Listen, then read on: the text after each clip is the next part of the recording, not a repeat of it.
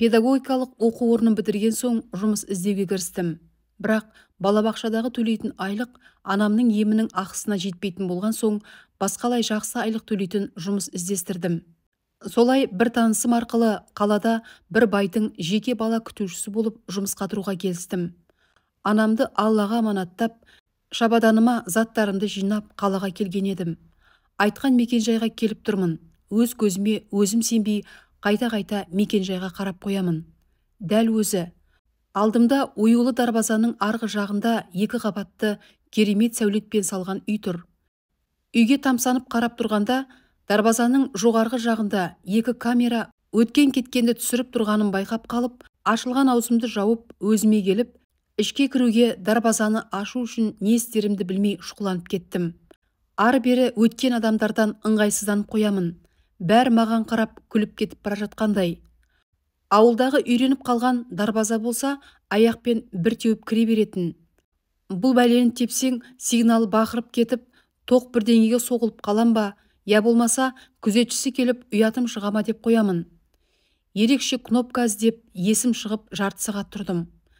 Сөйтіп, алдымда тұрған көк жәшік сияқты бірдеңенің үстінде тұрған ақ кнопканы бастым ғой.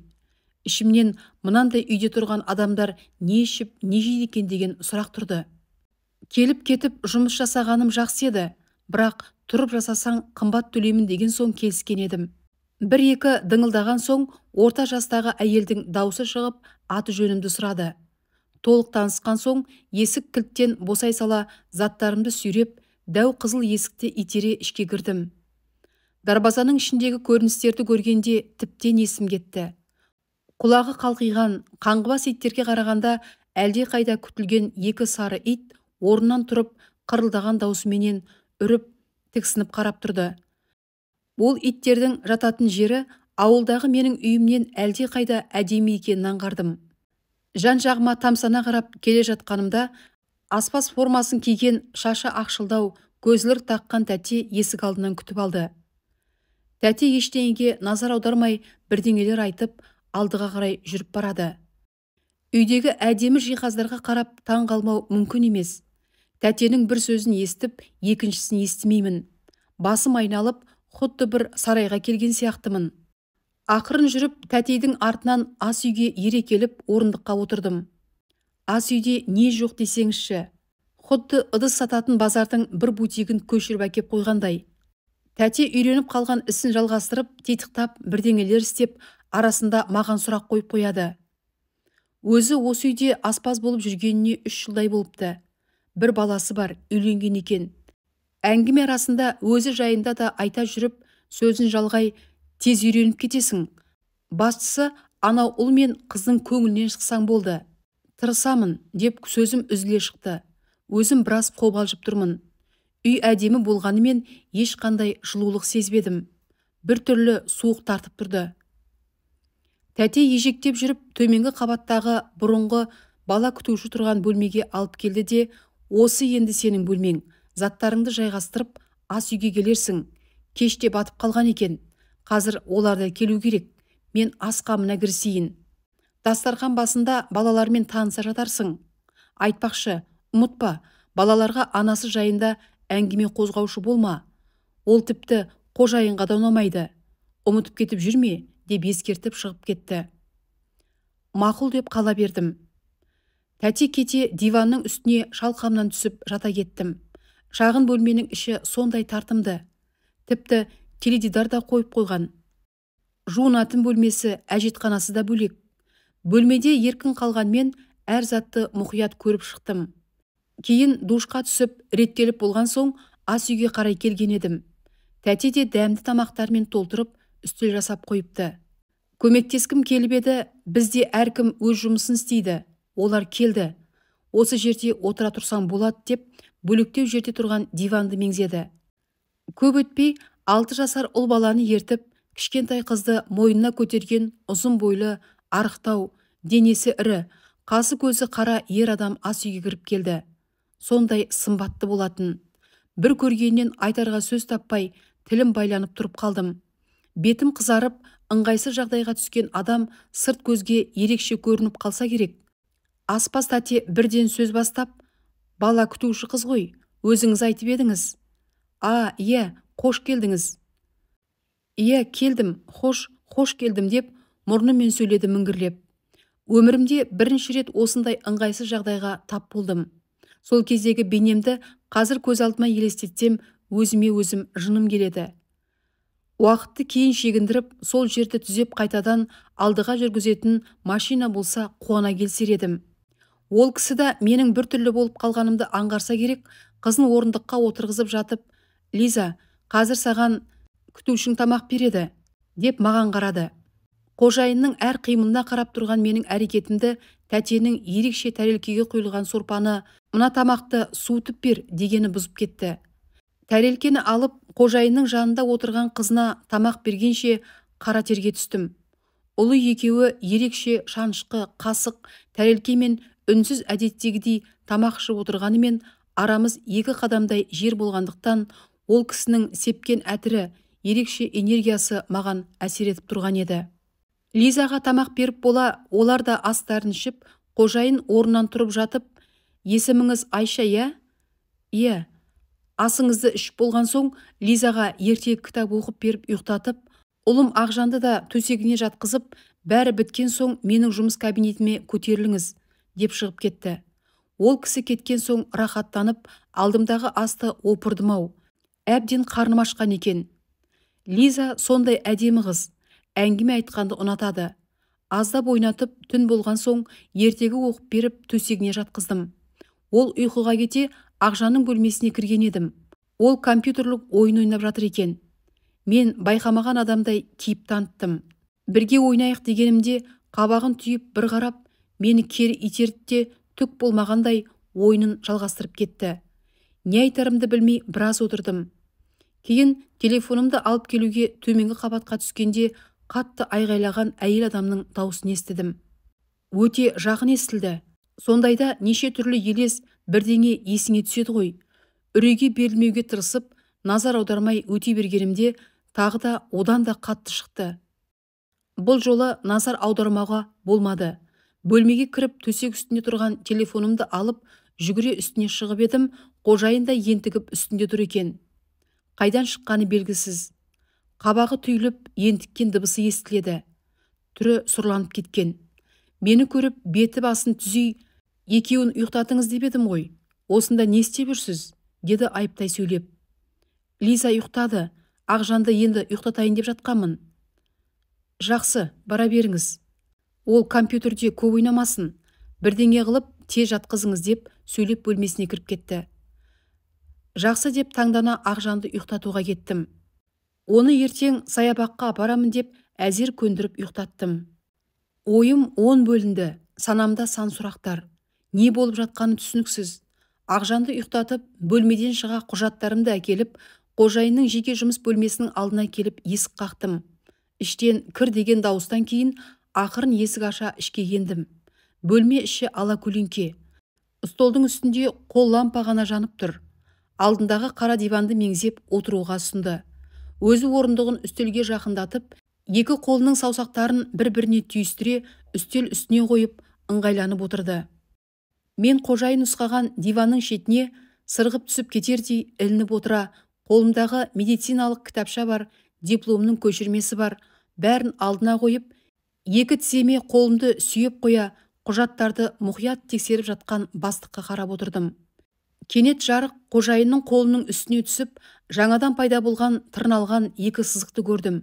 Жарақат алғаны көп болмағанын сызықтың үстінен қызарып шыққан қанның іздерінен ақ білуге болар еді. Қорқыныштан жүрегім шымырлап кетті. Қазір мені бас салатын жыртқыш аңдай елестеп кетті.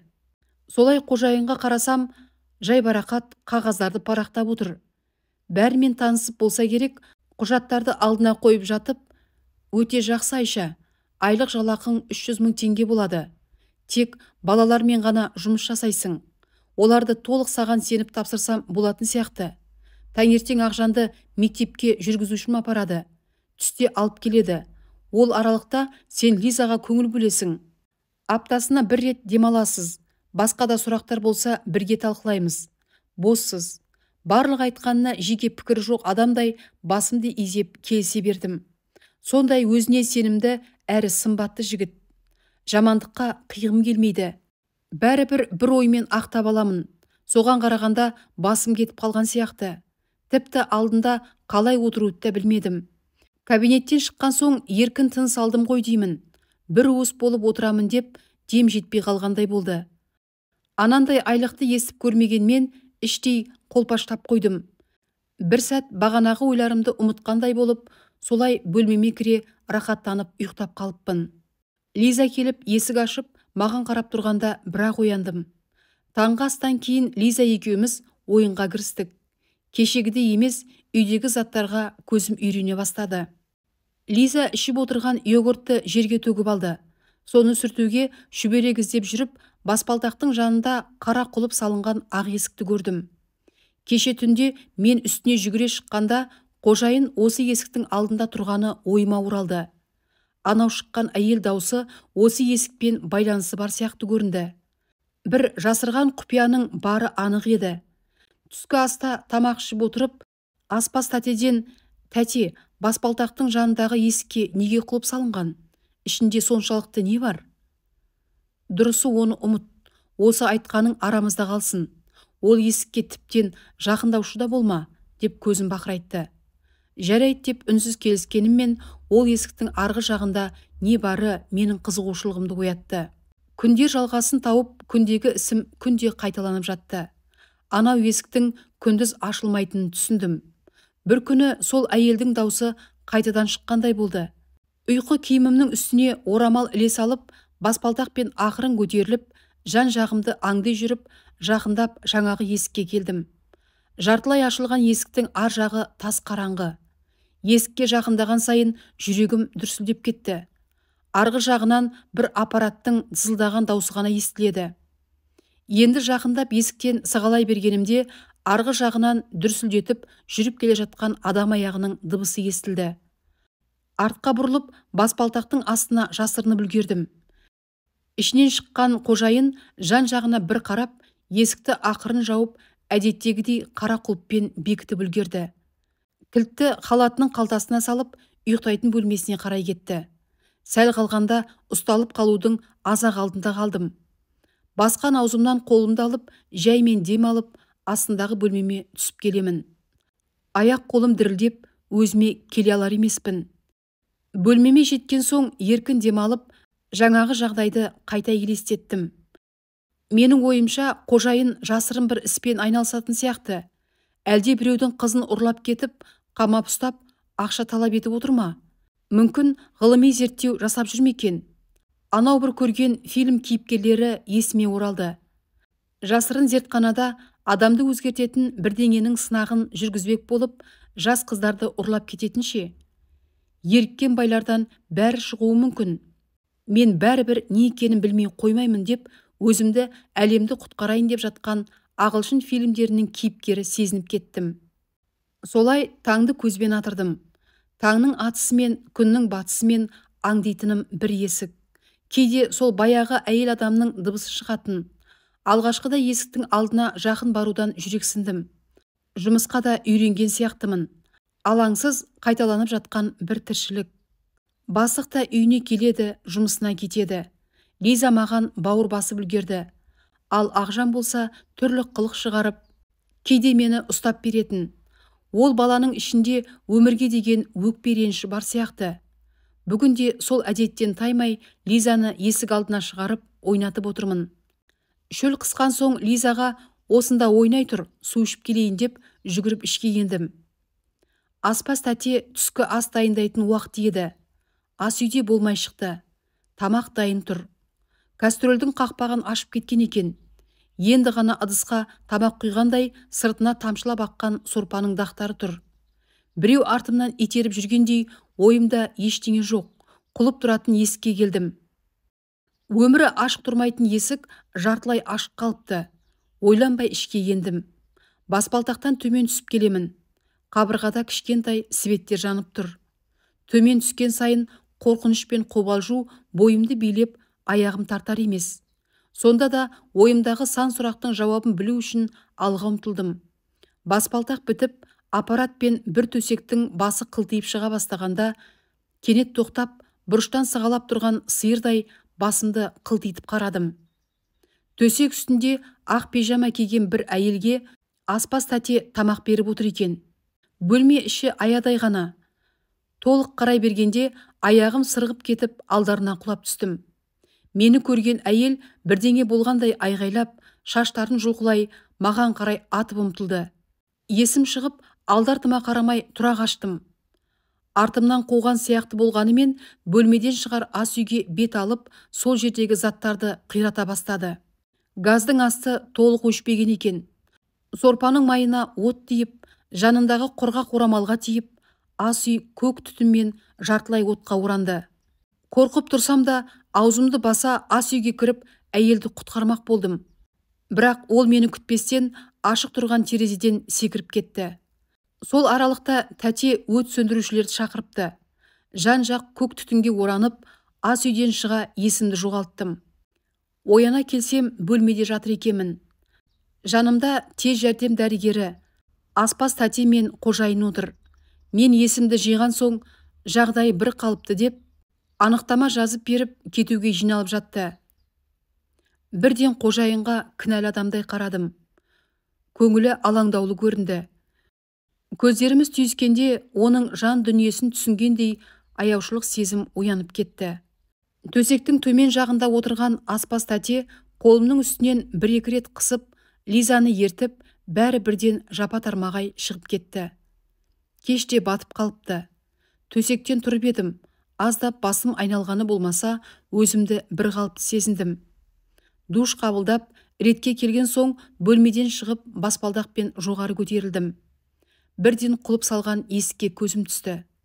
Есік шалқасынан ашылып бос жатыр. Бұрынғыдай қара құлып енді жоқ. Ас бөлме жабық тұр. Үйдің ішінде тыныштық. Есіктің шыға берісінде аспаз тәте аяқ киім киіп жатыр екен. Етігінің замогын тартып жатып, басын көтере маған қарап, сен тұрдың ба? Қожайын балаларын нағашы атасы мен апасын алып кетті. Саған осында болсын деді. Мен бірнеше күн үйімде боламын. Ас үйге жөндеу жұмыстарын істеу керек. Иә, бірақ анау тәте дей бергенімде сөзімнің соңын тыңдамастан шығып кетті. Дәу үйде жалғыз ары-бері жүрдім де қойдым. Сағат түнгі 10-нан асқанда сыртқы есік тықырлап ашылғандай болды. Жақындап келгенімде палтосын қолына ұстап кіріп келе жатқан қожайынды көрдім. Аузынан арақтың иісі бұрқырап тұрды. Теңселіп, әзер жүріп келеді. Аяғы тайып құлай бергенде сүйеп едім, қолын жұлып алып, түш, менде бәрі дұрыс, деп тұра қабырғаларды сипалап, ұйықтайтын бөлмесіне кіріп кетті. Сол бойы шықпады. Есікті қақсам да үнсіз. Ақырын ашып қарасам, сөмкесін қолына ілген қалпы, екі бетімен диванында сұлық түсіп, ұйықтап қалыпты. Мен де бөлмеме демалуға кеттім. Таңертең ерте тұрып, ас бөлмені реттеп, шамам келгенше шай дайындауға кірістім. Газ істен шыққанымен тоқпен істейтін плита жасап тұр. Шай дайындап қойып, біраз күттім, келмеді. Түске қарай тұрып, ретке келген соң, ас үйдің есігін аша, жұмыс бөлмеме келіп кетші, деді бұйыра. Қолымдағы орамалды үстелге қоя, артынан ердім. Әдеттегідей қара диванды нұсқады. Алғашында емес, еркін әрі толық отырдым. Тамағын қырылдатып алып сөз бастады. Кешегі жағдай балаларға оңай соқпады. Әйеліме өзім қамқорлық жасаймын деп қолхатпен үйге алғамын. Ауруын балаларға айтып түсіндіру мүмкін емес. Олар әзірге кішкентай. Сіз де өзіңізге тиесілі іспен ғана айналысуыңыз керек еді. Балалар нағашында біраз болады. Осы сіздің 20 күн жасаған ақшаңыз деп, қолыма конвертке салынған ақшаны ұстатып жатып, үйіңізге бара берсеңіз болады деді. Мен ақшаны алып, рахметімді айтып, киімімді жинай үйден шығып кеттім. Анама қажетті дәрілерін алдым. Анам күліп қарсы алды. Үйде бір апта бойы өз-өзімен көңілсіз жүрген едім. Терезеден секірген бастықтың әйелі жайында хабар болмағанына өкіндім. Іштей өзімді көңілсіз сезіндім. Бастықты ма, Лизаны сағындым ба, әлде аспаз тәтені ме, ішімде бір қимастық сезім қалып кетті. Бір аптадан кейін өзіме жұмыс іздей бастадым. бірақ көңілімнен шығарлықтай жұмыс табылмады. Таңертең төсектен тұрғым келмей жатыр едім. Телефоным безілдеп қоя берді. Еріне алып едім, арғы жағынан бастықтың даусы естілді. Амандық саулықтан кейін бірден жұмыс жайлы айтып, Лиза іздеп жүргенін де тілге тиек етті. Мен ойланып көрейін дегенше, телефон тұтқасын Лиза алып, бірден тез келуімді өтініп, уәде беруімді сұрады. Мен оның бетін қайтара алмай, бірден ертең жолға шығатынымды айттым. Анама жағдайды түсіндіріп, таңертең жолға шығып кеттім. Түске қарай сол әдемі, сәулетті үйдің алдында тұрған едім. Кнопканы еркін басып, таныс үйге жаймен кірдім. Есік алдынан Лиза мен қожайын күтіп алды.